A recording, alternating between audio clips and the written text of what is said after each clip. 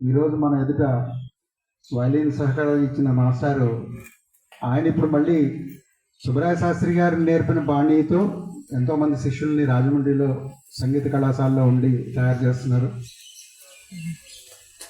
వారికి వయసురీత్యా ముఖ్య కళాకారిణి ఆమె చిన్నావిడ. ఆమె స్థాయికి సుబ్బరాయ శాస్త్రి గారి నుంచి నేర్చుకున్న సంగీతాన్ని వివాహం తర్వాత బెంగళూరు వెళ్ళి స్థిరపడి దాన్ని ఇంకా కొనసాగిస్తూ మనకి శ్రావ్యమైన సంగీతాన్ని అందించి ఇంకా మంచి సంగీతాన్ని అందించే తాపత్రయంతో ఇంకా మంచి సాధన చేస్తారనే నమ్మకం సభికులందరికీ ఉంది. ఆ అమ్మాయి సాధన కృషి వెనకాల